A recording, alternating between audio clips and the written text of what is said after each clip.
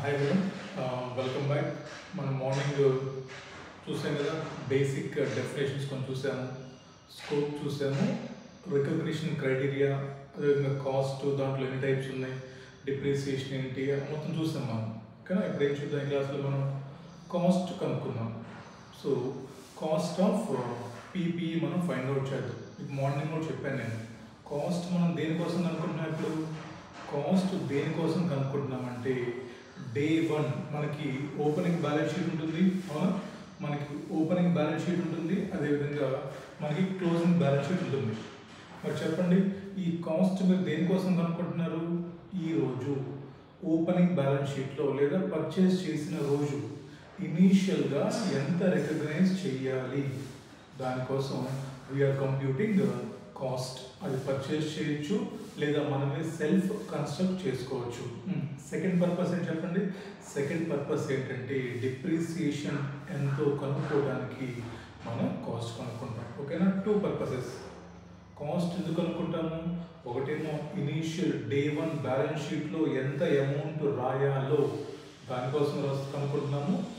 Year ఎండింగ్లో 31st మార్చ్కి వచ్చిన తర్వాత డిప్రిసియేషన్ కనుక్కోవడానికి కనుక్కుంటున్నాం. Clarity వచ్చినానికి okay. ఇప్పుడు ఏం చేద్దాం, మళ్ళీ కాస్ట్ అంటే ఏంటి, కాస్ట్ మనం ఎలా ఫైండ్ అవుట్ చేస్తాం? మీకు 2 ఆప్షన్స్ ఉన్నాయి. ఒకటి, ఏదో ఒక కాన్సెప్ట్ నోట్స్ తీసుకొని ఆ ఐటమ్స్ అన్నీ బట్టి కొట్టుకోవడం, అంటే కాస్ట్ అంటే పర్చేస్ ప్రైస్, ఆ ప్రైస్, ఈ ప్రైస్ అనుకోవడం, లేదా లాజికల్గా నేర్చుకోవడం. లాజికల్గా నేర్చుకుంటే రేపు ఎగ్జామ్లో కొత్త పాయింట్ వచ్చినా కానీ మీరు దాన్ని రాయగలుగుతారు. ఓకేనా? So will always go with logic. మనం డివైడ్ చేసాం కదా పీపీని, ఒకటేమో పర్చేస్ అనుకుంటున్నాము, ఇంకోటేమో సెల్ఫ్ కన్స్ట్రక్షన్ అనుకుంటున్నాము. సో ఈ క్లాస్లో మనం పర్చేస్ గురించి చూద్దాం. సో ఒక ఆర్గనైజేషన్ కానీ ఒక ఐటమ్ ఆఫ్ పీపీఈని కానీ పర్చేస్ చేస్తే దాని కాస్ట్ ఎలా ఫైండ్ అవుట్ చెయ్యాలో కనుక్కుందాం. ఓకేనా? అండ్ ఫస్ట్ వన్ మనకి కాస్ట్ ఆఫ్ రాసుకోవాలి. కాస్ట్ ఆఫ్ పర్చేజ్డ్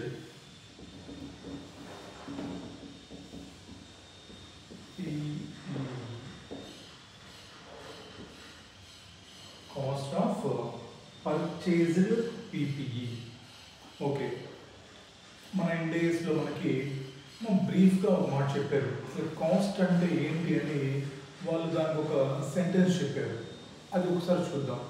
వాళ్ళు ఏం చెప్తారంటే ఇండియా 16లో, బాబు కాస్ట్ అంటే ఏంటంటే ఎనీ ఎక్స్పెండిచర్, ఓకేనా, any type or any kind of expenditure which is essential, ఓకేనా, which is essential to bring, which is essential to bring PPE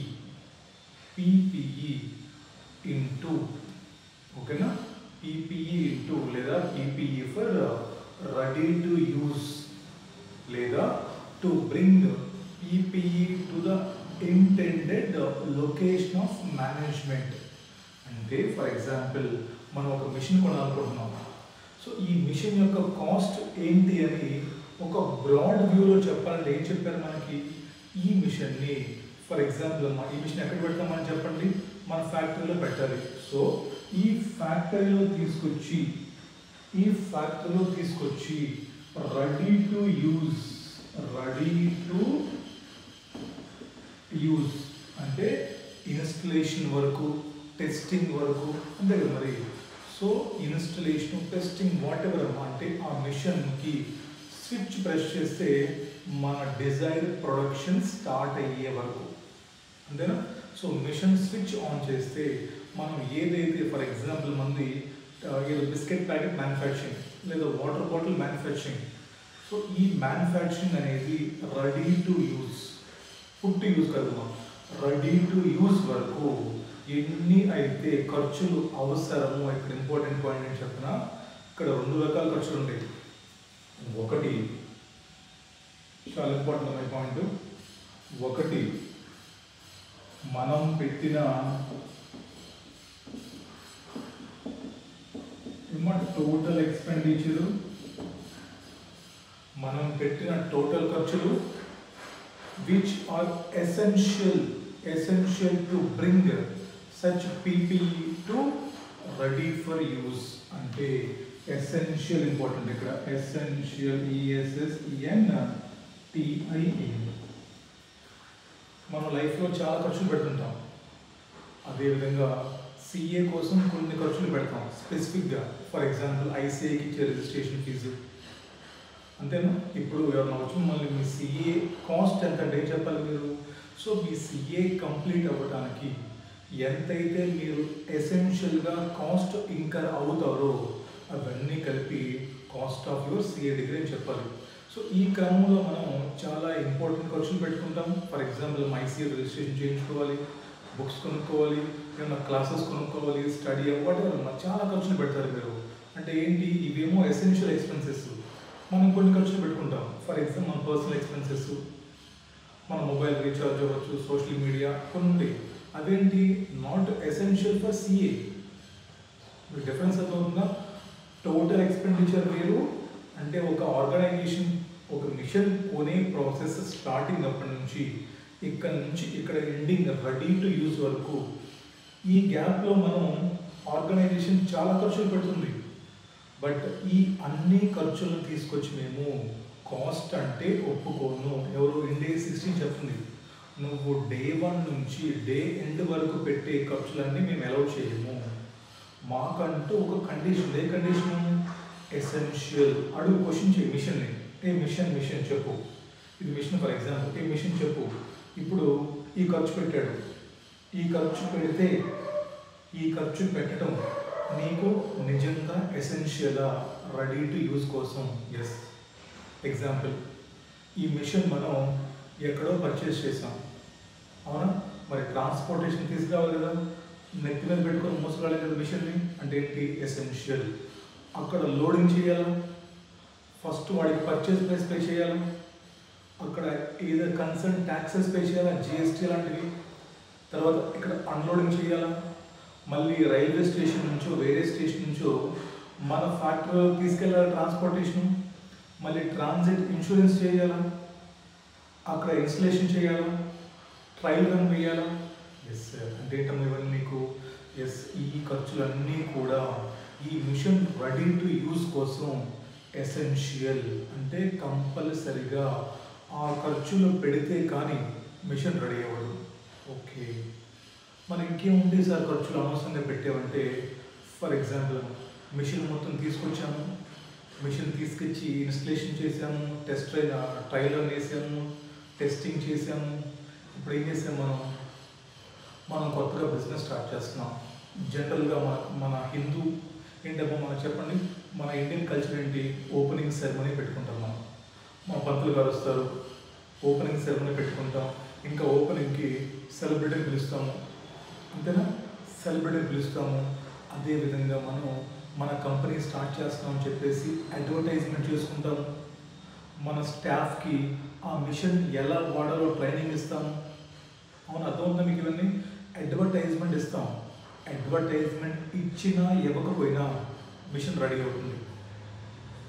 ఇప్పుడు మనం విరాట్ కోహ్లీని పిలిచాం, లేదా బాలేబాబుని పిలిచాం. ఇప్పుడు బాలేబాబు వచ్చి స్విచ్ ఆన్ చేస్తే మిషన్ ఆన్ అవుతుందా? బాలేబాబు స్విచ్ చేసినా మిషన్ రెడీ అవుతుంది, నేను స్విచ్ చేసినా మిషన్ రెడీ అవుతుంది, అక్కడ ఉన్నటువంటి ఎంప్లాయీ ఆన్ చేసి రెడీ అవుతుంది. బట్ మరి బాలేబాబు దేనికోసం? అది మన కోసం, అది మన ప్రెస్టేజ్, మనం చూపించుకోవడానికి. నా పెద్ద కంపెనీ, నేను బాలేబాబు ఫ్యాన్ అని. అర్థమవుతుందా? ఓకే, అలాంటప్పుడు పని చేయి, తీసుకెళ్ళి ఈ ఖర్చు అంతా కూడా ప్రాఫిట్ అండ్ లాస్ అకౌంట్లో రాసుకో.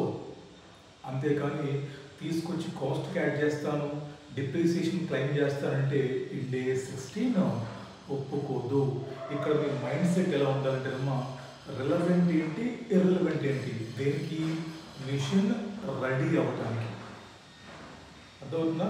ఇప్పుడు పేపర్లో అడ్వర్టైజ్మెంట్ ఇచ్చినా ఇవ్వకపోయినా మిషన్ రెడీగా ఉంటుంది. పంతులు గారు వచ్చి ఓపెనింగ్ సెరమనీకి మంత్రాలు చదివినా చదవకపోయినా మిషన్ రెడీగా ఉంటుంది. బాలయ్య బాబు వచ్చినా రాకపోయినా మిషన్ రెడీగా ఉంటుంది. You got the point. What I'm saying is, ఏ కాస్ట్ మీరు లిస్ట్ గుర్తుపెట్టుకోవడం కష్టం. ఇది మీకు థీమ్ అర్థమైంది అనుకోండి ఏం చేస్తున్నాం అనేది, దెన్ యూ కెన్ థింక్ కదా బ్రెయిన్ తోటి, ఓకే ఈ ఎక్స్పెన్సెస్ అవసరం కాస్ట్ యాడ్ చేసుకో, ఈ ఎక్స్పెన్సెస్ మనకి ఇర్రెలవెంట్ కాస్ట్ యాడ్ చేయమాకు. Next staff training. ఇప్పుడు ఇక్కడ మీరు కన్ఫ్యూజ్ అవ్వచ్చు, స్టాఫ్ ట్రైనింగ్ అంటే మీరు స్టాఫ్కి ట్రైనింగ్ ఇచ్చుకుంటున్నారు, బట్ మిషన్కి ఏంటి సంబంధం? అది నీ తప్పు. నువ్వు నీ ఎంప్లాయీస్ ట్రైనింగ్ ఇచ్చుకో, ఆ ఎక్స్పెన్సెస్ తీసుకెళ్ళి నీ ప్రాఫిట్ అండ్ లాస్ అకౌంట్లో రాసుకో. మిషన్కి ఏంటి సంబంధం? ట్రైనింగ్ నీ కోసం ఇచ్చుకుంటున్నావు, నువ్వు ట్రైనింగ్ ఇచ్చినా ఇవ్వకపోయినా మిషన్ రెడీగా ఉంది కదా, అది తర్వాత సంగతి, నీకు వాడటం చేత కాదు, బట్ మిషన్ రెడీగా ఉంది కదా. So staff training. For example మీరు క్యాపిటల్ వచ్చినప్పుడు అమరావతిలో బిజినెస్ స్టార్ట్ చేశారు, ఎప్పుడు ప్రీవియస్ గవర్నమెంట్లో. లేటర్ గవర్నమెంట్ చేంజ్ అయిపోయింది, మీకు అంత ఫేవర్గా లేదు కండిషన్, మీరేం చేశారు? విజయవాడ నుంచి హైదరాబాద్ షిఫ్ట్ అయిపోయారు, రీలొకేషన్ ఆఫ్ బిజినెస్. మరి ఇప్పుడు విజయవాడలో ఉన్నటువంటి మిషనరీ మొత్తం హైదరాబాద్ షిఫ్ట్ చేయాలి మళ్ళీ మీరు. అంటే ఏంటమ్మా, మన జాతకం బాగలేక మనం రీలొకేషన్ అవుతున్నాం, రీలొకేట్. మరి నువ్వు రీలొకేట్ అవుతుంటే హైదరాబాద్ వెళ్ళిపోయావా, అక్కడ దాకా మళ్ళీ నువ్వు మోసుకెళ్ళావు కదా, మళ్ళీ లోడింగ్ అన్లోడింగ్ ట్రాన్సిట్ ఇన్సూరెన్స్ ఖర్చు అయిందా? మరి చెప్పు. ఇప్పుడు రీలొకేషన్ ఎక్స్పెన్సెస్ని మిషన్కి యాడ్ చేస్తావా? మిషన్ అమరావతిలో ఉన్న రెడీగా ఉంది, హైదరాబాద్లో ఉన్న రెడీగా ఉంది, బట్ నీ జాతకం బాగలేకో లేదా బయట ఉన్న కండిషన్స్ బాగలేకో నువ్వు మిషన్ రీలొకేట్ చేస్తున్నావు, దాన్ని మిషన్ ఏం చేస్తే తప్పు. సో మిషన్కి యాడ్ చేయమాకు. ఖర్చు ఎలా చేస్తాము, ఎక్కడ రాసుకుంటో తీసుకెళ్ళి నీ ప్రాఫిట్ అండ్ లాస్ అకౌంట్లో రాసుకో. Are you able to differentiate ఏ టైప్ ఆఫ్ ఎక్స్పెన్సెస్ మనం కాస్ట్ ఆఫ్ ద మిషన్కి యాడ్ చేస్తాము, ఏ టైప్ ఆఫ్ ఎక్స్పెన్సెస్ మనం కాస్ట్ ఆఫ్ ద మిషన్కి యాడ్ చెయ్యము, ఇది మీకు ఐడియా ఉండాలి. అన్ని ఖర్చుల్లో మన క్వశ్చన్ ఏమిస్తాడమ్మా, అన్ని ఖర్చులు పెడతాడు మాకు, ఇవన్నీ ఖర్చు పెట్టామంటారు. వీటిల్లో మనం కొన్ని ఎక్స్పెన్సెస్ మాత్రమే క్యాపిటలైజ్ చేయాలంటే ఏంటమ్మా, కాస్ట్ ఆఫ్ మిషన్ యాడ్ చేసుకుంటాం. ఏంటో కొన్ని which are essential to bring PPE into మా డిజైర్ లొకేషన్ అవ్వచ్చు అండ్ రెడీ ఫర్ యూజ్ అవ్వచ్చు. కొన్ని ఎక్స్పెన్సెస్ మనం ఎట్టి పరిస్థితుల్లో యాడ్ చేయమంటే అవి ఇర్రెలవెంట్. ఎగ్జాంపుల్ చెప్పండి, ఇర్రెలవెంట్కి స్టార్ట్ చేద్దాం. ఓపెనింగ్ సెరమనీ, అడ్వర్టైజ్మెంట్, అంతేనా, puja expenses, relocation expenses, staff training, ఓకేనా, ఇలాంటివన్నీ కూడా మనం we cannot add to the cost of ఈ ఎక్స్పెన్సెస్ అన్నీ కూడా మీరు తీసుకెళ్ళి ప్రాఫిట్ అండ్ లాస్ అకౌంట్లో రాసుకోండి. ఇది మనకి బ్రాడ్ వ్యూ. ఇంక స్టార్ట్ చేద్దాం మళ్ళీ. సో మీరే ఫర్ ఎగ్జాంపుల్ మీదే ఒక కంపెనీ ఉంది, మీరు ఒక మిషనరీ బయట నుంచి పర్చేస్ చేస్తున్నారు. ఇప్పుడు పర్చేస్ అనేది మళ్ళీ మనకి 2 ways జరగవచ్చు. ఎలా సార్ అంటే, మీరు మిషన్ పర్చేజ్ అనేది ఏమో ఇండియాలో పర్చేస్ చేయొచ్చు, అంతేనా, మీరు మిషన్ పర్చేజ్ అనేది ఇండియాలో పర్చేస్ చేయొచ్చు, లేదా we can import from out side India. అవునా, ఇండియాలో మీరు పర్చేస్ చేసుకోవచ్చు, లేదా మీరు ఇంపోర్ట్ చేసుకోవచ్చు. ఎందుకు సార్ డిఫరెన్సెస్ చెప్తున్నారంటే, ఇండియాలో పర్చేస్ చేస్తే మీరు జిఎస్టీ పే చేయాలి, అదే ఇంపోర్ట్ చేసుకుంటే ఇంపోర్ట్ డ్యూటీ పే చేయాలి, కస్టమ్స్ లాంటివి. సో మనకి ట్యాక్సెస్ మారిపోతున్నాయి కాబట్టి సింపుల్గా బైఫర్గెట్ చేసాం అనుకోండి, మనకి ప్రాసెస్ ఈజీ అయిపోతున్నప్పుడు, రైటా. సో ఇండియాలో పర్చేస్ చేయొచ్చు, లేదా మీరు బయట సైడ్ కంట్రీ నుంచి మీరు ఇంపోర్ట్ చేసుకోవచ్చు. ఇంకా స్టార్ట్ చేద్దాం. ఇండియాలో పర్చేస్ చేసాం, షాప్కి వెళ్ళినప్పుడు మనం షాప్కి వెళ్ళామా, మరి షాప్కి వెళ్ళినప్పుడు ఫస్ట్ ఏమవుతుందని చెప్పండి, అరే బాబు ఈ మిషన్ యొక్క ప్రైస్ ఎంత, నేను ఈ మిషనరీ పర్చేస్ చేద్దాం అనుకుంటున్నాను, ఈ మిషనరీ యొక్క ప్రైస్ ఎంత అంటే purchase price of that particular machinery. అది ఇండియా అయినా పర్చేజ్ ప్రైసే, ఫారిన్ అయినా మనకి పర్చేజ్ ప్రైసే. ఓకే, ఫస్ట్ పాయింట్ ఏంటది, పర్చేజ్ ప్రైస్ ఎంత రాసుకోవాలి, పర్చేజ్ ప్రైస్ ఆఫ్ మిషన్. ఎప్పుడైతే మీరు పర్చేస్ చేస్తున్నారో ఇమీడియట్గా మన ఇండియన్స్ కానివ్వండి, మన తెలుగు వాళ్ళకు ఉండే లక్షణం ఏంటన్నా, మీరు వెంటనే మీ అమ్మగారిని కానివ్వండి, మీ వైఫ్ని కానీ తీసుకెళ్ళండి. ఎందుకని? వాళ్ళైతే బేరం బాగా ఆడతారు. ఓకేనా? వెంటనే ఏమడుగుతాం మనం? సరే ప్రైస్ చెప్పే బాగానే ఉంది, మరి మాకేమన్నా డిస్కౌంట్ ఇస్తావా, మాకేమన్నా డిస్కౌంట్ ఇస్తావా అంటే ఇస్తారు డిస్కౌంట్. ఏమో మీకు there are 2 types of discounts. మీకు ఐడియా ఉంటుంది, ఇప్పుడే చదువుకుంటారు, మర్చిపోయిన పర్లేదు చూడవచ్చు. There are 2 types of discounts. One is trade discount, another one is cash discount. Trade discount, another one is cash discount. ఏంటమ్మా ట్రేడ్ డిస్కౌంట్ అంటే, క్యాష్ డిస్కౌంట్ అంటే?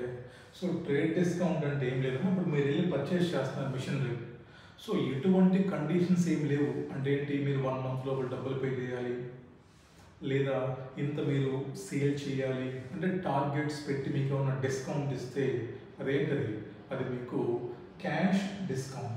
అలాంటివన్నీ కండిషన్ బేసిస్ కాబట్టి మనం దాన్ని ఇక్కడ తీసుకోము. ఇక్కడ ఏం లెస్ చేస్తాం మనం? Any trade discount. జనరల్గా డిస్కౌంట్ అంటారమ్మా, ట్రేడింగ్ చెప్పరు, బట్ ఊరిని క్లారిఫికేషన్ కోసం. సో పర్చేస్ ప్రైస్ చెప్పారా, మీరు మొత్తం పే చేస్తారా? నో, మనకి ఎంతో కొంత డిస్కౌంట్ ఇస్తాడు కాబట్టి.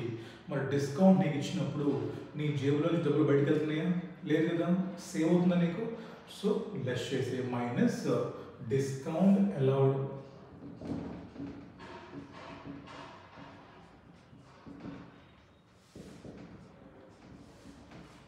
ఓకే సార్, డిస్కౌంట్ అలౌడ్ చేశారు, మేము లెస్ చేసాం. రైట్. నెక్స్ట్, డిస్కౌంట్ కూడా మనం లెస్ చేసిన తర్వాత మనం ఇండియాలో ఏదైనా గూడ్స్ పర్చేస్ చేస్తే, అవునా మీరు చదువుకుంటారమ్మా సిఏ ఇంటర్లో లేదా సిఏ ఫండ్లో మీరు జిఎస్టీ పే చేయాలి కదా మామూలుగా. సో మనం జిఎస్టీ ట్యాక్సెస్ పే చేయాలి. సో మన ట్యాక్సెస్ పే చేస్తున్నాం అంటే అది ఎసెన్షియల్ కదమ్మా. మరి ఈ మిషనరీ నువ్వు పర్చేస్ చేయాలంటే you should pay GST to the government. So నువ్వు జిఎస్టీ యాడ్ చేయాలి మళ్ళీ దీనికి. ఎస్ సార్, జిఎస్టీ నేను ఇక్కడ యాడ్ చేసుకోవాలి. Add GST or other taxes.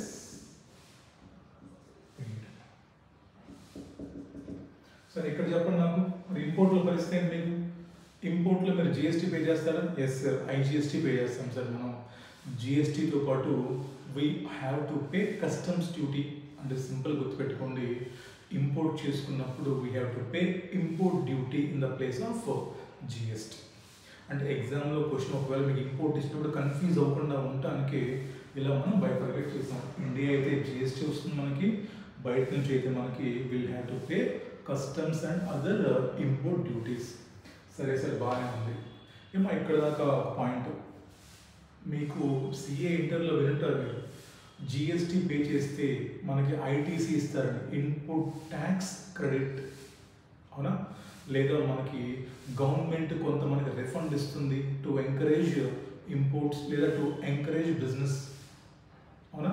అంటే ఇక్కడ ఒక జిఎస్టీ గురించి ఒక పాయింట్ ఏంటంటే, సార్ ఒకవేళ జిఎస్టీ ట్యాక్స్ కానీ ఒకవేళ ఫస్ట్ నేను పే చేయాలమ్మా కంపల్సరీగా. Day 1 I have to pay to the vendor.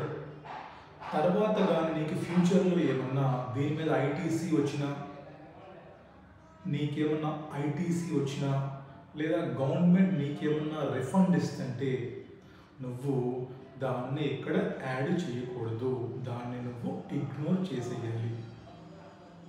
ఎందుకు చెప్పండి? ఎందుకు మనం ఏమనుకుంటున్నాము, మన జేబులో నుంచి పెట్టే ఖర్చు మొత్తం రాసుకుంటున్నాం. పర్చేస్ ప్రైస్ తీసి పెట్టాను ఖర్చు నేను, అవునా? డిస్కౌంట్ లెస్ చేసుకున్నాను మళ్ళీ ఇక్కడ, బికాస్ నాకు వెనక్కి వచ్చేసింది కాబట్టి.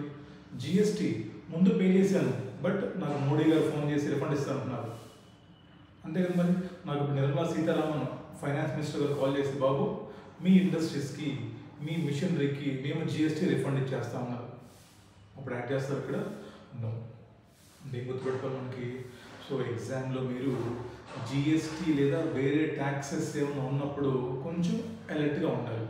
మీకు మెన్షన్ చేస్తాడండి క్లాస్లో ఆ ఎగ్జామ్ క్వశ్చన్లో whether refundable and non refundable అని. క్వశ్చన్ సైలెంట్గా ఉంటే ఆల్వేస్ అజ్యూమ్ నాన్ రిఫండబుల్. రాసుకున్న పాయింట్ మనకి రాసుకున్న మన నోట్ ఒకటి పక్కన ఇక్కడ మీకు కొంచెం గ్యాప్ వదిలేసి ఇక్కడ రాసుకోండి, కింద ఒక 5 lines గ్యాప్ వదిలేసి కింద రాసుకోండి నోట్. నోట్. ఇక్కడ రాసుకున్నాము జిఎస్టీ ఆర్ అదర్ ట్యాక్సెస్. ఇలా రెండు డివైడ్ చేసి సింపుల్గా ఉంటుంది మనకి. ఇఫ్ రిఫండబుల్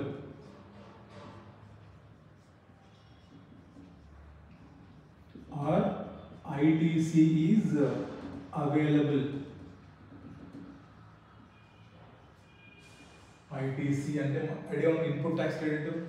కొన్నిటికి బ్లాక్ ఉంటుందమ్మా, రాదు కొన్నిటికి అలౌ చేస్తారు ఇంకా అలా వచ్చాను. If refundable or ITC available ఏం చేద్దాం, don't add.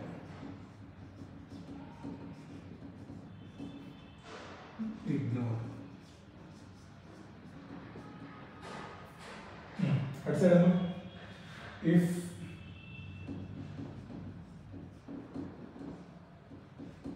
not refundable or question is silent, add. If not refundable or question is silent, assume non-refundable and then add back chese. Right? So this is all about GST, important point. అయిపోయిందా? So ఇప్పుడు మనం purchase చేసాం, అది ఇండియాలో అవ్వచ్చు abroad అవ్వచ్చు, discount ఇస్తే less చేసుకున్నాం, కన్సర్న్ ట్యాక్సెస్ పే చేసాం, చెక్ చేసుకున్నాం ట్యాక్సెస్ గురించి. ఇప్పుడు రైట్, మనం ఎక్కడో ముంబైలో ఒక మిషనరీ కొన్నాం, అవునా? ఇది ముంబై, మన ఫ్యాక్టరీ ఎక్కడ ఉందో అక్కడ ఒంగోలులో ఉంది, మా ఊర్లో. ఇప్పుడు నేను ముంబై నుంచి ఒంగోలుకి ఈ మిషన్లో తీసుకురావాలి. ఇప్పుడు ముంబై నుంచి ఒంగోలుకి నా మిషన్లో తీసుకురావాలి. నా ఫ్యాక్టరీలో తీసుకొచ్చి ఇన్స్టలేషన్ చేసేంత వరకు నాకు అయ్యే ఖర్చులు మొత్తం నేను ఇక్కడ యాడ్ చేసుకుంటాను. చెప్పండి ఏం ఖర్చులు ఉంటాయి? ఫస్ట్ ముంబైలో మిషన్ నేను ఒక లారీలో ట్రాన్స్పోర్ట్ చేయాలా, అవునా? సో అక్కడ లారీలోకి లోడింగ్ చేయాలా. సో లోడింగ్, అవునా? రాసుకున్నామా? నెక్స్ట్ ఇంకా లోడింగ్. తర్వాత మరి ట్రాన్స్పోర్టేషన్, లారీలో ఖర్చులు, మరి లారీ వాళ్ళు ఫ్రీ తెస్తారు మనకి. Transportation,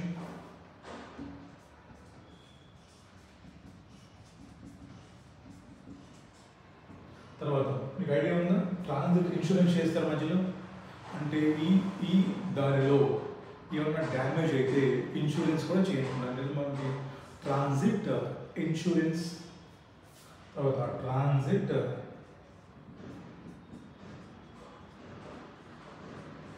insurance. సో ఫైనల్గా మిషన్ రీచ్ టు ఒంగోలు. ఇక్కడ దాన్ని అన్లోడింగ్ చేయాలా మళ్ళీ. Yes sir, unloading.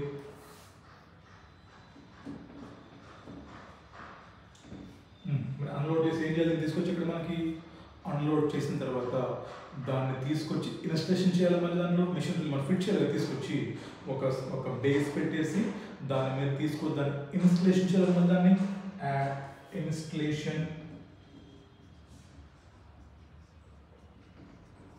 Etcetera etcetera.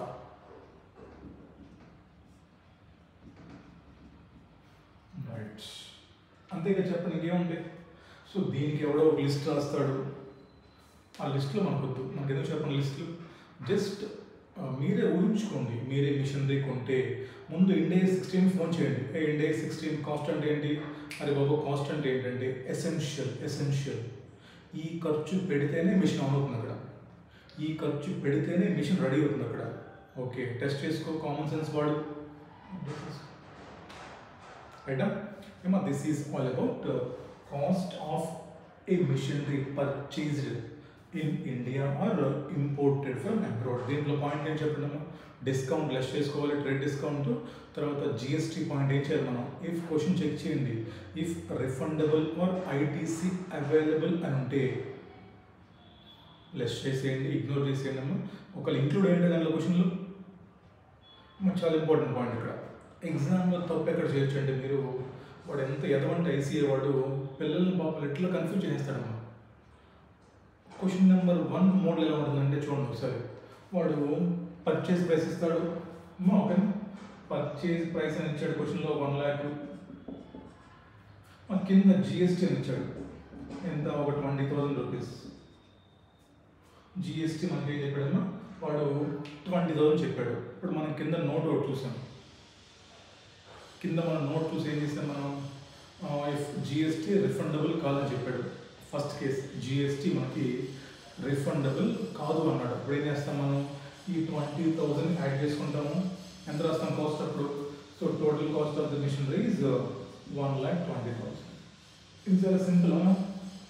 ఇంకో కేసు ఏం చెప్తాడు మీకు, జిఎస్టీ రిఫండబుల్ అంటాడు. మరి ఇప్పుడు జిఎస్టీ రిఫండబుల్ అన్నప్పుడు బ్రెయిన్ కొంచెం అలర్ట్గా ఉండాలి.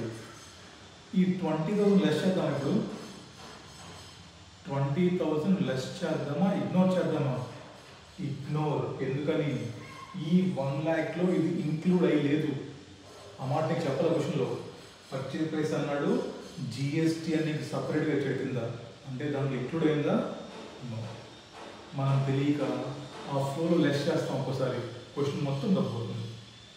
నీకు ఎప్పుడైతే పర్చేజ్ ప్రైస్ తక్కువైందో క్వశ్చన్ మొత్తం తప్పు దోతున్నా. సో సిఏ ఫైనల్ ఎగ్జామ్లో ప్రతి పాయింట్ పెన్ను పెట్టి చదివి ఏంటి అని చేస్తే మార్కులు వస్తాయి. చిన్న తప్పు చేశారా 10 మార్క్స్ గోన్. ఓకేనా, గుర్తుపెట్టుకోండి. అర్థం చెప్పిన పాయింట్ మీకు, జిఎస్టీ కానీ ఇచ్చిన పర్చేజ్ ప్రైస్లో ఇంక్లూడ్ అయిందని చెప్తే అండ్ రిఫండబుల్ అని చెప్తే అప్పుడు లెస్ చేయండి.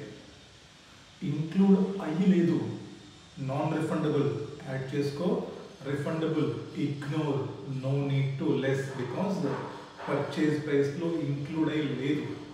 రైటా, రాసుకోవాలి తెలుగులో, మర్చిపోతారు లేకపోతే. క్లియర్ అమ్మా?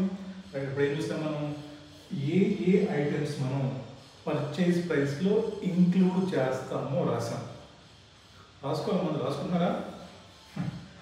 కాన్సెప్ట్ నోట్స్ నేనే ఓపెన్ చేయట్లేదు, ఎక్కడ ఉన్నది నేను రాసింది అది కూడా. బట్ వద్దు, రాసుకోవచ్చు కదా, హ్యాపీగా అయిపోతుంది. రాసుకుందాం ఒకసారి, పాజ్ చేసి రాసుకోవాలి. రాసుకోవాలి. మీ చేతితో రాయటం వేరు, నాలంటో రాసింది చూడటం వేరు.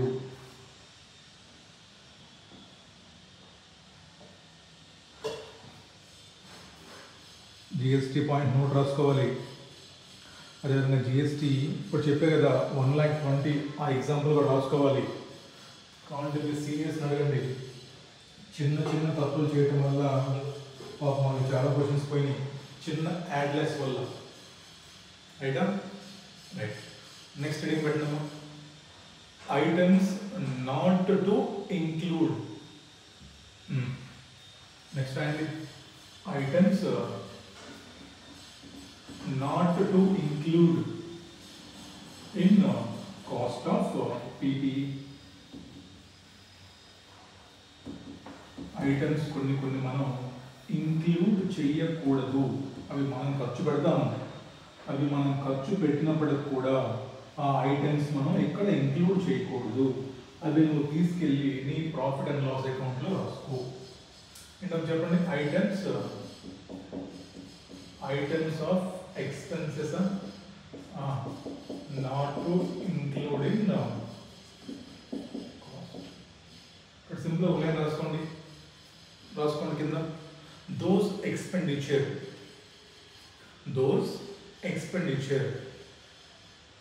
which is incurred,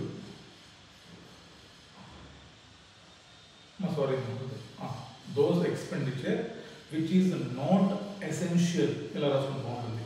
Those expenditure which is not essential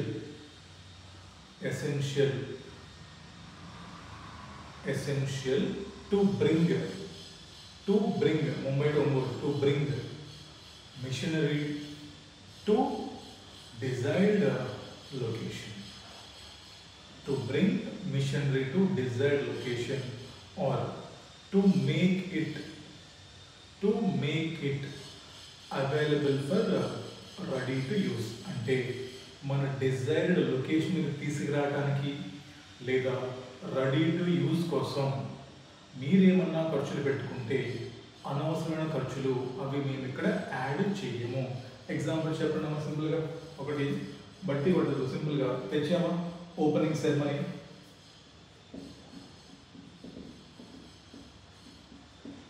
second పంతులు గారు సార్ పూజా ఎక్స్పెన్సెస్, తర్వాత అడ్వర్టైజ్మెంట్,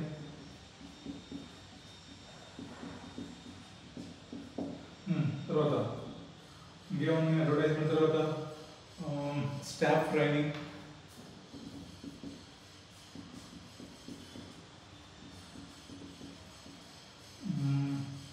తర్వాత రీలొకేషన్, అమరావతి హైదరాబాద్ రీలొకేషన్,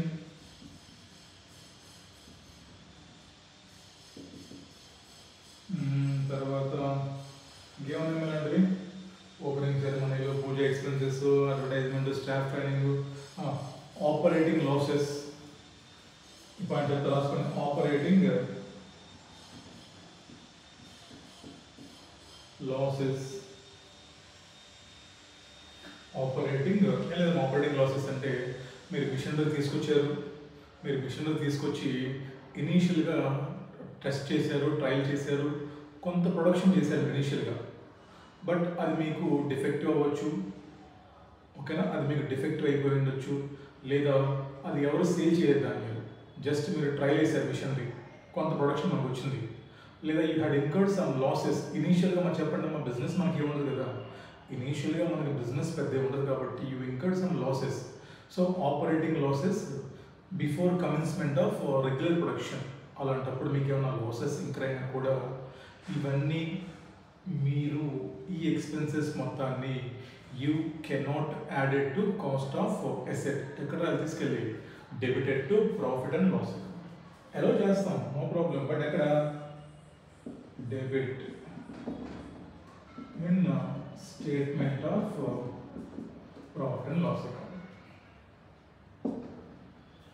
అందులో లిస్ట్ ఏం లేదమ్మా, మీరు ఊహించుకోండి, కామన్ సెన్స్ అప్లై చేయండి. ఈ క్వశ్చన్లో కొత్త ఎక్స్పెన్సెస్ వచ్చి మనకి వేరే ఒకటి ఎవరు చెప్పారు, there may be so many new expenses will be given. You should apply your common sense. ఈ ఎక్స్పెన్సెస్ అవసరమా యాడ్ చేసుకో, అవసరం లేదా యాడ్ చేయమంటారు. Simply ignore or add or less. రైటా, ఎక్కడ రాసుకున్నాం ఒకసారి క్వశ్చన్ స్టార్ట్ నెంబర్ని. రెండు క్వశ్చన్స్ ఉన్నాయి, చిన్న చిన్న క్వశ్చన్స్ అమ్మా, ఐసీఏ బుక్లో చూద్దాం. ఓకేనా, రైట్. ఇలాంటివన్నీ కూడా మనం యాడ్ చేయాలి, కొన్ని మనం యాడ్ చేయకూడదు. చూడాలి క్వశ్చన్స్ ఏంటో. సో పాయింట్స్ చూద్దాం, క్వశ్చన్స్ చేద్దాం.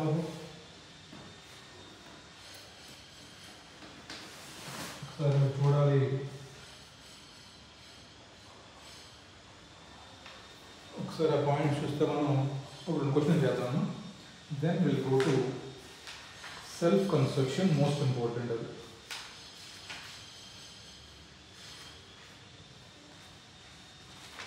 ఏ ఎక్స్పెన్సెస్ యాడ్ చేయాలి, ఏ ఎక్స్పెన్సెస్ మనం యాడ్ చేయకూడదు అనేది మనం ఇప్పుడు చూస్తున్నాం.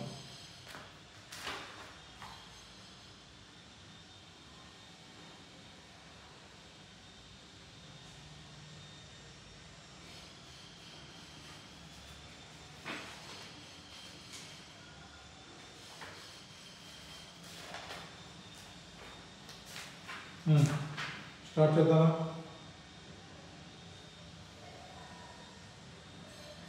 రైట్, రెండమ్మా. Question number 9. Question number 9 illustration అనేది మనకి ఐసీఎస్ స్టడీ మ్యాట్లో 2 టైప్స్ ఉంటాయి క్వశ్చన్స్. ఒకటి ఇలిస్ట్రేషన్స్, రెండు test your knowledge. So illustration number 9 రండి ఒకసారి. Illustration number 9 page number 6.74 latest study mat ఇది. ఇలిస్ట్రేషన్ నెంబర్ 9 రండి చేద్దాం. ఇలిస్ట్రేషన్ నెంబర్ 9 ఓకేనా. సరే, ఇక్కడ ఒక పాయింట్ రాసుకున్నాను, చిన్న పాయింట్, నాట్ ఇంక్లూడింగ్లో. సరే, మీరు ఒకసారి ఫర్ ఎగ్జాంపుల్ నేను ఒక పెద్ద బిల్డింగ్ కన్స్ట్రక్ట్ చేశాను. నేను ఒక లిఫ్ట్ పెట్టాలి మన బిల్డింగ్లో, అపార్ట్మెంట్లో. ఒక లిఫ్ట్ నేను తీసుకొచ్చి నా బిల్డింగ్లో ఇన్స్టాల్ చేశాను. లిఫ్ట్ తీసుకొచ్చానంటే అది పీపీనే కదా మా lift. So lift purchase price చూశాను, డిస్కౌంట్ చూశాను, లిఫ్ట్ మీద పే చేసిన జిఎస్టీ చూశాను, లిఫ్ట్ ట్రాన్స్పోర్టేషన్ తీసుకొచ్చాను, లిఫ్ట్ నేను తీసుకొచ్చి ఇన్స్టలేషన్ కూడా చేసుకున్నాను లిఫ్ట్ నేను. ఓకే సార్, బాగానే ఉంది. ఏమో ఎప్పుడైనా మీరు గమనిస్తే ఒకసారి ఎవరి దగ్గర అయితే మనం ఇలాంటి మిషన్స్ ఎక్విప్మెంట్స్ పర్చేస్ చేస్తామో వాళ్ళు ఏమంటారు, మనకి ఇలాంటి ఎక్విప్మెంట్స్కి ఏం కాదు, మన లిఫ్ట్కి కానివ్వండి, వేరే మిషన్ ఎలక్ట్రిక్ ఎక్విప్మెంట్స్కి వాటికి రెగ్యులర్గా మెయింటెనెన్స్ కావాలి. వాటికి అంటే రెగ్యులర్గా వాటిని వచ్చి చెక్ చేయటం, వాటి కండిషన్ చెక్ చేయటం, ఇలాగ మనకు రెగ్యులర్ మెయింటెనెన్స్ కావాలి. సో అలా మెయింటెనెన్స్ చేసినప్పుడు మనకి 2 ఆప్షన్స్ ఉంటాయి. ఇలా మిషన్ వాళ్ళ దగ్గర లిఫ్ట్ పర్చేస్ చేసినప్పుడే మీరు చాలామంది చూసింటారు, వాళ్ళ దగ్గర కొనేస్తారు మెయింటెనెన్స్ కాంట్రాక్ట్ కూడా. లిఫ్ట్తో పాటు ఏం చేసాం మనం, మెయింటెనెన్స్ కాంట్రాక్ట్ కూడా పర్చేస్ చేసాము. లిఫ్ట్తో పాటు మెయింటెనెన్స్ కాంట్రాక్ట్ కూడా జనరల్ ఎగ్జాంపుల్ ఉన్నాయి. మీరు చూడండి, దాన్ని బయట సెంట్రల్ ఏసీ పెట్టించాము, ఏసీపీపీనే, మరి మెయింటెనెన్స్ కాంట్రాక్ట్ తీసుకుంటాం కదా. ఇప్పుడు క్వశ్చన్ ఏంటంటే, సార్ మరి ఈ మెయింటెనెన్స్ కాంట్రాక్ట్ సంగతి ఏంటి సార్, కాస్ట్ ఆఫ్ పీపీఈలో దీన్ని యాడ్ చేద్దామా వద్దా? Just ask your self simple question. Maintenance contract తీసుకోకపోతే లిఫ్ట్ రెడీ అవుతుందా అవదా? అవుతుంది. ఎందుకు మెయింటెనెన్స్ కాంట్రాక్ట్? లిఫ్ట్ ఇన్స్టాల్ చేసిన తర్వాత next year next month check చేయడానికి, ప్రాపర్ స్మూత్ రన్నింగ్ కోసం. అంతేకాని లిఫ్ట్ రెడీ టు యూస్ అవ్వడానికి మెయింటెనెన్స్ కాంట్రాక్ట్కి ఏమన్నా సంబంధం ఉందా? లేదు. సో కాబట్టి లిఫ్ట్ లేదా వేరే ఎక్విప్మెంట్స్కి ఏమన్నా మీరు ఇలా మెయింటెనెన్స్ కాంట్రాక్ట్స్ ఏమన్నా తీసుకుంటే along with purchase of machine, ఆ మెయింటెనెన్స్ కాంట్రాక్ట్ పే చేసిన అమౌంట్ మనం యాడ్ చేస్తామా? నో, దాన్ని మనం యాడ్ చేయకూడదు.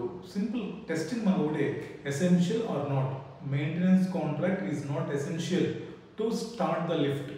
తర్వాత కావాలి, అది మనకు తర్వాత ఎక్స్పెన్సెస్, అవి నాట్ ఇనీషియలీ రిక్వైర్డ్. రాసుకున్నాము. మెయింటెనెన్స్ కాంట్రాక్ట్స్,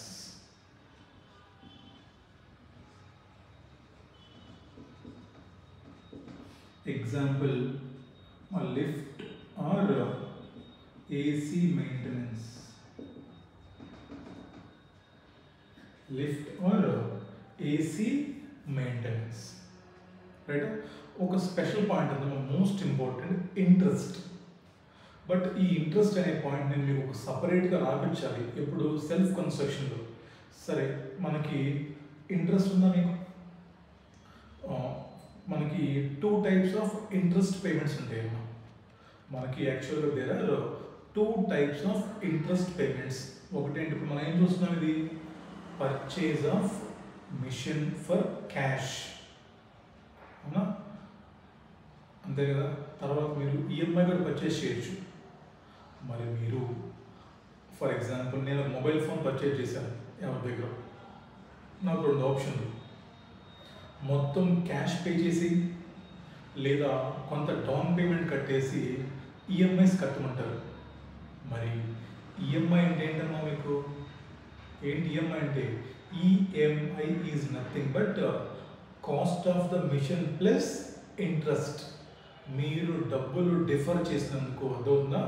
డిఫర్డ్ పేమెంట్ అంటే ఒకేసారి 90,000 కట్టకుండా ఐఫోన్కు వేరే ఫోన్కు మీరు దాన్ని డిఫర్ చేసుకున్నందుకు, అంటే మీ కంఫర్ట్ కోసం.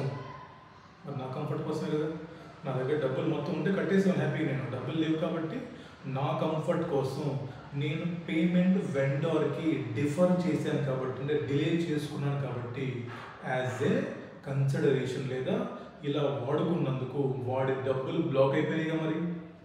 మరి వాడి డబ్బులు బ్లాక్ అయితే వాడిని వడ్డీ ఇవ్వాలి కదా. సో డిఫర్డ్ చేసినందుకు నేను వాడి కట్టే ఈఎంఐలో కొంతేమో కాస్ట్ కాంపోనెంట్ ఉంటుంది, కొంత మనకి ఇంట్రెస్ట్ ఉంటుంది. మీరు సిఏ ఇంటర్లో హైర్ పర్చేస్ చేస్తుంటారు, హైర్ పర్చేస్ ఇన్స్టాల్మెంట్స్లో మనకి కాస్ట్ ఉంటుంది, ఇంట్రెస్ట్ ఉంటుంది. అవును సార్, మాకు గుర్తొస్తుంది. ఇప్పుడు ఈ ఇంట్రెస్ట్ మనకి చాలా ఇంపార్టెంట్. ఇక్కడ మీకు అంత డెప్త్గా చెప్పిన అర్థం కాదమ్మా. నెక్స్ట్ మనం చూసారా సెల్ఫ్ కన్స్ట్రక్షన్, అక్కడ మీకు చెప్తాను. బట్ టైం బీయింగ్ అప్పటి వరకు గుర్తుపెట్టుకోండి, interest paid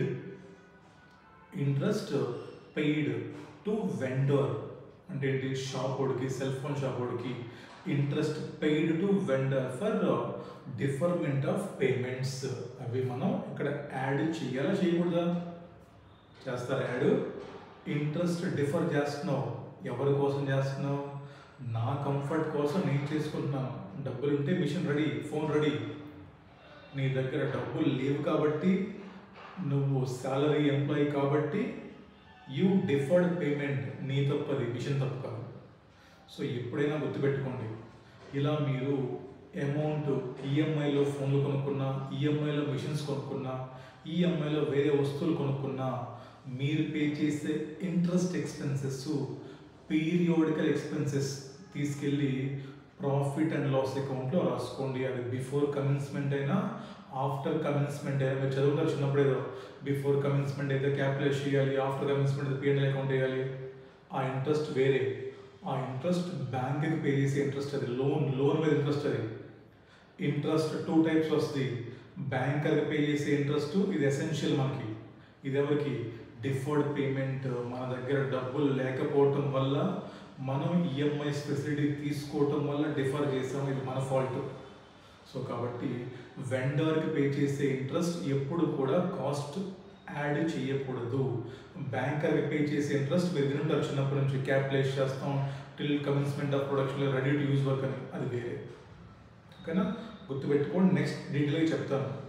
any interest paid for deferment of payments to vendor not to be added. Reason అర్థమైంది కదా, మన తప్పది, మన కోసం మనం డిఫర్ చేస్తాం పేమెంట్. రాసుకోండి మరి కూడా special point 8 point. Interest paid to vendor, important, banker అమ్మా, vendor for deferment of payment. ఏంటమ్మా డిఫర్మెంట్ అంటే? డిలే చేయడం, రైటా? ఈ రెండు కొంచెం స్పెషల్ పాయింట్స్ మనకి. అంటే అన్ని క్వశ్చన్స్లో రావు ఇవి. ఎక్కడన్నా కానీ specific assets, lift AC maintenance contract వస్తుంది, నువ్వు ఎసెట్ ఏదో అప్పు తెచ్చుకొని డిఫర్ చేసి ఇంట్రెస్ట్ పే చేస్తున్నావు వాడికి, రైటా? వెళ్దాం క్వశ్చన్స్కి. ఇప్పుడు అంటే ఇంకా question number 9, illustration number 9 of ICAI latest study material. Illustration number 9. 2 minutes కూడా పడుతుంది గట్టిగా చూడండి ఒకసారి. రండమ్మా, ఇలిస్ట్రేషన్ నెంబర్ 9. నేనేం చేయాలి, క్వశ్చన్ మీరే చేయాలి, నేను చెప్తాను అంతే. చూడండి. On 1st April 2001 XYZ limited acquired ఈ మిషన్. ఎక్వైర్డ్ అంటే ఏంటి? మా పర్చేజ్ రాసుకుని పైన పర్చేజ్. చూద్దామా ఏమి తీసుకుంటాము? లిస్ట్ ప్రైస్ యాడ్ చేస్తామా? 8 lakhs. ఇంపోర్ట్ డ్యూటీ యాడ్ అవ్వలేదు సార్, యాడ్ అక్కడ చెప్పకూడదు, మీరు కింద చెక్ చేసుకోవాలి మనం ఏమన్నా రిఫండ్ ఇస్తున్నారు లేదా అనేది. రిఫండ్ ఉంటే తీసుకోము, రిఫండ్లోకి యాడ్ చేస్తాం. తర్వాత ఏమన్నా delivery fee add. Electrical installation cost, pre production testing, test చేయాలి కంపల్సరీగా ప్రొడక్షన్ స్టార్ట్ చేసే ముందు, యాడ్. పర్చేజ్ ఆఫ్, దాని స్టార్ మార్క్ వేసుకున్నాం లాస్ట్ పాయింట్కి. Purchase of 5 years maintenance contract తీసుకుంటామా? నో. బ్యాలెన్స్ షీట్లో దాని ట్రీట్మెంట్ తర్వాత చూద్దాం, మనం ముందు తీసుకుంటామా? No sir. ఇలా మెయింటెనెన్స్ కాంట్రాక్ట్ తీసుకున్నా తీసుకోకపోయినా మిషన్ రెడీగా ఉంటుంది కాబట్టి అది మనకు అవసరం లేదు. అక్కడ చూడండి ఏమి ఇచ్చాడు. In addition to the above information XYZ limited granted trade discount. Trade తీసుకుంటామా? క్యాష్ అయితే ఇగ్నోర్, ఇది ట్రేడ్ కదమ్మా. డిస్కౌంట్ దేని మీద చూడండి జాగ్రత్తగా, వీడు ఏదో కన్ఫ్యూజ్ చేస్తాడు మళ్ళీ. Discount 10% on initial list price of the asset. అంటే ఎంత? 80,000 మీద మీకు వాడు 10% డిస్కౌంట్ ఇస్తాడు. ట్రేడ్ డిస్కౌంట్ అంటే 80,000 లెస్ చేసేద్దామా? లెస్. తర్వాత చూడండి అది ఇచ్చాడు మళ్ళాడు of this and settlement discount of 5% if payment was received within a month.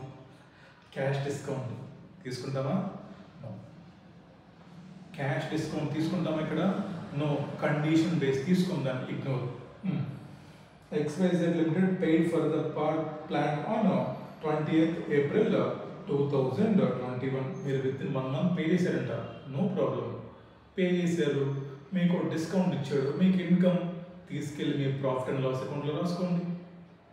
మనం ఏం చేస్తున్నాం ఇక్కడ? మనం day 1 ఎప్పుడేమో 1st April చేద్దాం బోర్డు మీద. మనం ఎప్పుడన్నా ఇప్పుడు మనము 1st April 2001లో ఉన్నాం. చుట్టూ మొత్తం ఇంకా స్టార్ట్ చేయండి. మా క్వశ్చన్ ఇంకా ఎగ్జామ్లో వస్తాయి.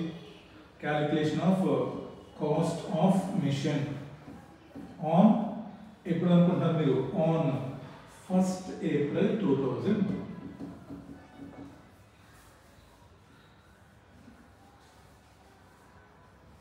రాయాలి. అక్కడ క్వశ్చన్ ఉంది కదా, టిక్కులు కొట్టుకున్నాను అనుకోండి, ఎగ్జామ్లో టిక్కులు కొడితే రాదు మీకు, మీరు రాయలేదు ఎగ్జామ్లో. సో దయచేసి ప్లీజ్ నేను మొత్తం దొరికేసి మాకు రాస్తున్నాను చూడండి, మీరు కూడా రాయాలి, లేదంటే ఎగ్జామ్లో ఇబ్బంది పడతారు. Madam first calculation of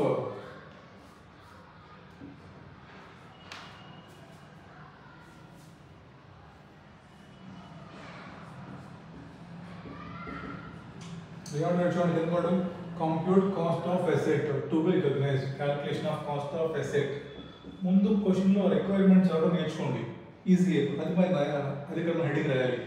calculation of cost of asset on 1/4/2001. ఓకేనా? ఏమో చూడండి, మీకు ఒక చిన్న డిఫరెన్స్ చెప్తాను చూడండి. చాలామంది పిల్లలు సార్ నేను ఐసీఏ బుక్లో ఉన్న ఆన్సర్ ఎగ్జాక్ట్గా రాశాను, ఇక్కడ ఎంత ఆన్సర్ చూడండి ఒకసారి, 92 lakhs అనుకున్నాం ఫర్ ఎగ్జాంపుల్. కాస్ట్ మొత్తం కనుక్కుంటే ఎంత వస్తుంది మనకి, వి గాట్ 92 lakhs. సార్ నాకు 92 lakhs వచ్చింది సార్. ఫర్ ఎగ్జాంపుల్ ఈ క్వశ్చన్ ఎగ్జాంపుల్ 6 మార్క్స్ ఇచ్చారు అనుకోండి. సార్ నాకు 92 lakh వచ్చినా కూడా ఐసీఏ వాడు నాకు ఫుల్ మార్క్స్ వేయలేదు, ఓన్లీ 4 marks వేసారంటారు. ఎందుకో చెప్పనా? ఒకసారి మీరు ఐసీఏ బుక్లో సొల్యూషన్ చూడండి, వాడు ఎలా స్టార్ట్ చేశాడు దీన్ని. వాడు చూడండి ఎలా స్టార్ట్ చేశాడు, ఇక్కడ చిన్న పాయింట్ రాశాడు, 1 mark దిగుతుంది. యాజ్ పర్ ఇండేస్ 16 చూడండి ఇక్కడ రాశాడు. చూడండి ఒకసారి ఇక్కడ రాశాడు, as per Ind AS 16 all cost required to bring the asset to its present location and condition for its intended use should be capitalised.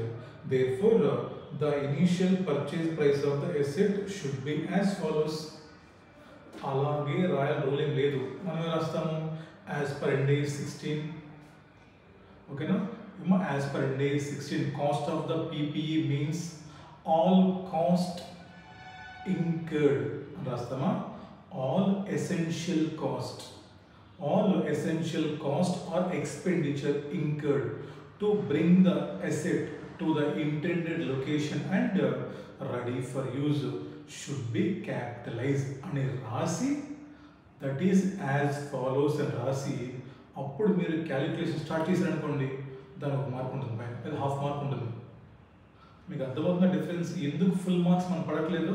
So కాబట్టి ఫస్ట్ మనం థియరీ రాయాలి. ఎఫ్ఆర్ పేపర్లో కూడా you had your right, cost అడిగాడు, cost definition రాని కింద అవుతుందా? Right రాసాము, note రాసిన తర్వాత కాస్ట్ రాసేసాము. ఇప్పుడు రాండి పర్టికులర్స్.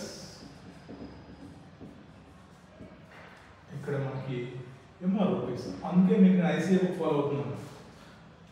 ఎగ్జామినర్కి ఐసీఏ బుక్కే ఇస్తారు, ఇలా రాస్తేనే మీకు మార్కులు పడతాయి, అంటే ప్రజెంటేషన్ అందుకని.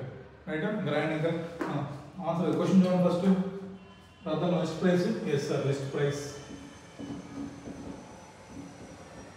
ఎంత, 80 లక్షలు.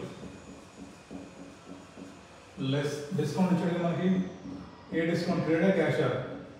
సార్ ట్రేడ్ డిస్కౌంట్ ఎంత మనకి ఇక్కడ రాయాలి బ్రాకెట్లో, 80 lakhs ఇంటూ 10% ఎంత, 8 lakhs ప్లస్ చేయండి, 72 lakhs. ఈ లైన్ కేర్ఫుల్గా చదవాలి. ట్రేడ్ డిస్కౌంట్ ఏం చెప్పాడు మీకు, దేని మీద చెప్పాడు, ఇనీషియల్ ప్రైస్ మీద చెప్పాడు. ఏమో సమ్ టైమ్స్ అడిగి చెప్పచ్చు, మా trade discount on initial price plus import duty చెప్పొచ్చుగా. ఏమో మమ్మల్ని కన్ఫ్యూజ్ చేయడానికి ట్రేడ్ డిస్కౌంట్ దేని మీద చెప్పి దాని మీద మనం ఇవ్వాలి. ఇప్పుడేం చెప్పాడు మనకి, ఇనీషియల్ ప్రైస్ చెప్పాడు. ఈసారి నీకు ఇనీషియల్ ప్రైస్ ప్లస్ డ్యూటీ చెప్పొచ్చు, ప్లస్ ఫిట్టింగ్ చెప్పొచ్చు, ఏమో మనకెందుకు. సో కాబట్టి ట్రేడ్ డిస్కౌంట్ చదువుతున్నప్పుడు పెన్ను తీసుకొని, డిఫరెంట్ కలర్ పెన్ను తీసుకొని ఏం చేయాలి, on what, on initial price కాబట్టి లెస్ చేసి అయిపోయిందమ్మా. నెక్స్ట్ ఇంపోర్ట్ డ్యూటీ అని చెప్పాడు మీ కింద, మనం మెన్షన్ చేసాడు రిఫండబుల్ అని. క్వశ్చన్ సైలెంట్గా ఉంది, ఏం చెప్పాలి మనం, ఏదైనా చెప్పు. క్వశ్చన్ సైలెంట్గా ఉంటే నాన్ రిఫండబుల్ అనుకొని యాడ్ బ్యాక్ చేయండి, దాంట్లో ఇంక్లూడ్ అయిందా లేదా, సో యాడ్ చేయండి. యాడ్ మా import and the duty 5 lakhs. తర్వాత ఇన్స్టలేషన్ కాస్ట్ యాడ్ ఎంతది 10 lakhs.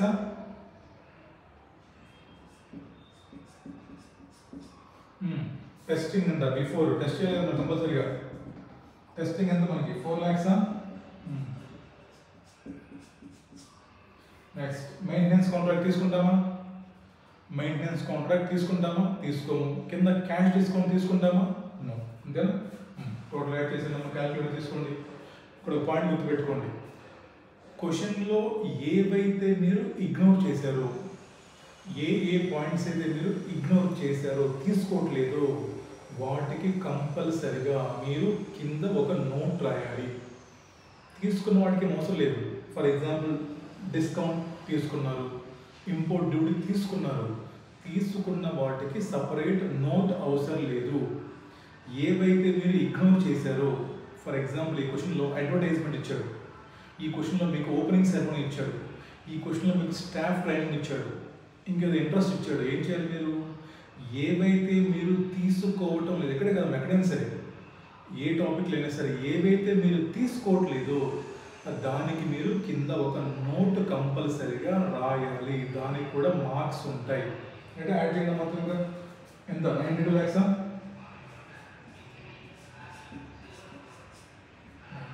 చూడండి రాశాడు, total amount to be capitalised on 1/4/2001. మనం రాసాం, ఇక్కడ పైన రాసాం డేట్. దాంట్లో డేట్ కూడా ఇంపార్టెంట్. అందుకు రాసాం, ఇక్కడ రాసిన ఒకటి, ఇక్కడ రాసిన ఒకటి. అందుకే పైన రాసాం మన calculation of cost of asset on 1/4/2001. అయిపోయిందా? నెక్స్ట్ చెప్పండి. ఇంకా ముందు నాకు క్యాష్ డిస్కౌంట్స్ అని చెప్పండి. నోట్ రాపిద్దాం మనకి. Note number 1.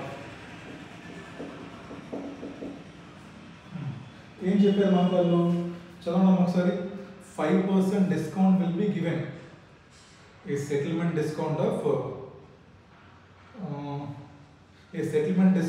5% if the payment for the machine was received within 1 month. అంటే మనం పర్చేజ్ చేసింది ఎప్పుడండి? మనం 1/4/2020 మనం పర్చేజ్ చేసాం. నాకు 31st April 30th April లోపు నువ్వు పే చేసావంటే నీకు నేను 5% క్యాష్ డిస్కౌంట్ ఇస్తాను అంటున్నాడు. దేని మీద చెప్పాడు మీకు? 5% క్యాష్ డిస్కౌంట్ అని చెప్పాడు. దేని మీద చెప్పాడు అమ్మా?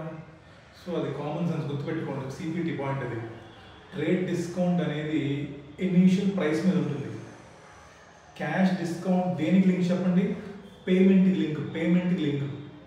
అంటే ఆ వెండర్కి మనం ఎంతైతే పే చేస్తామో దాని మీద నీకు వాడు 5% ఇస్తాడు.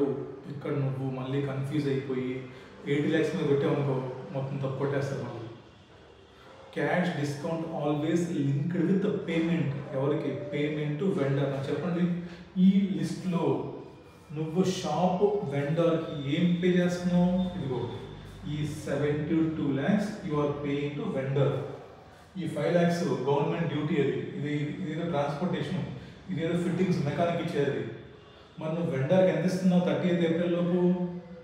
72 lakhs. This after trade discount I should pay 72 lakhs. Okay, నువ్వు కానీ 1 monthలో నాకు 72 lakhs పే చేసావంటే నువ్వు నాకు పే చేసిన అమౌంట్లో నీకు నేను 5% డిస్కౌంట్ ఇచ్చేస్తాను. అంటే ఎంత చెప్పండి నాకు ఒకసారి.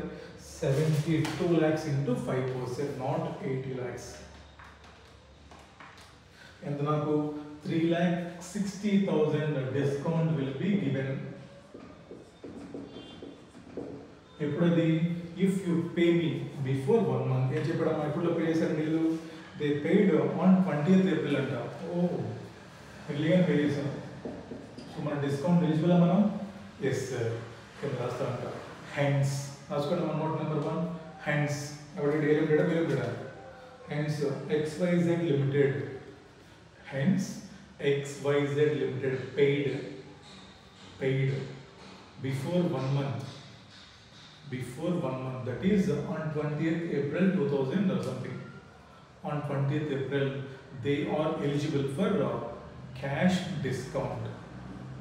They are eligible for cash discount of ఎంత అండ్ బాకీ బ్రాకెట్లో 72 lakh into 5% ఎంతమ్మా రూపీస్ 3,60,000 రైట్. సో 3,60,000 రూపీస్ నీకు వచ్చింది. ఏం చేస్తాం దాన్ని? It should be taken to statement of profit and loss account, SPL, statement of profit and loss as income. అంతేనా?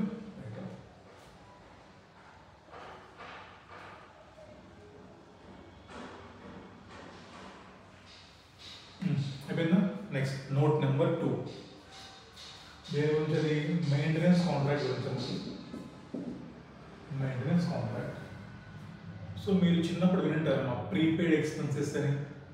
అదేం చెప్పండి? నెక్స్ట్ 5 yearsకి మీ లిఫ్ట్ లేదా ఏసీ మెయింటెనెన్స్ కోసం ఎంత పే చేసాము? 7 lakhs. ఎంత? 7 lakhs పే చేసాము. You had paid 7 lakhs for next 5 years. ఇంకా నువ్వు సర్వీస్ తీసుకోలేదు, జస్ట్ ముందే పే చేసాం. డబ్బులు ఉన్నాయి కదా, ఎందుకు రిస్క్ మళ్ళీ. ఏంటది? Prepaid expenses. దాని బెనిఫిట్ ఎప్పుడు వస్తుంది నీకు? ఫస్ట్ ఇయర్లో నాకు కొంత బెనిఫిట్ వస్తుంది. అంటే సర్వీస్ మ్యాచింగ్ కాన్సెప్ట్ ఐడియా ఉంది మీకు? చిన్నప్పుడు చూసారు మ్యాచింగ్ కాన్సెప్ట్. ఏంటి మ్యాచింగ్ కాన్సెప్ట్ అంటే?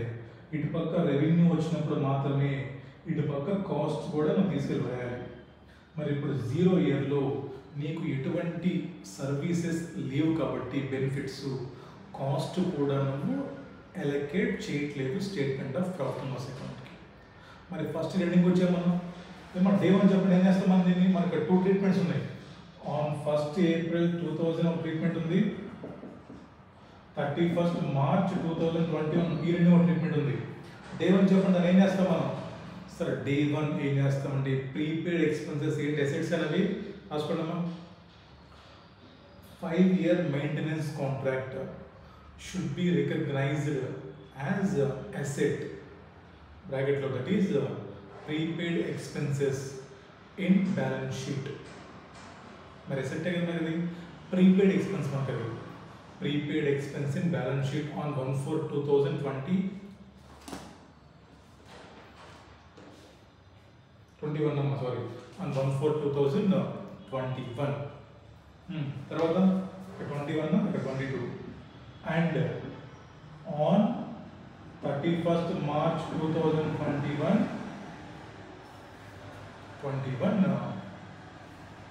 ఏం చేస్తాం అంటే ఐసీ వాడు నీకు అమౌంట్ ఏమి ఇవ్వలేదమ్మా, బట్ వాడు ఏం చెప్పాడంటే 5 years పీరియడ్కి అమౌంట్ షేప్ అలా రాసుకుంటారు. మీ ఇష్టం, అది నేను లాజిక్గా చెప్పాను మీకు క్లియర్గా.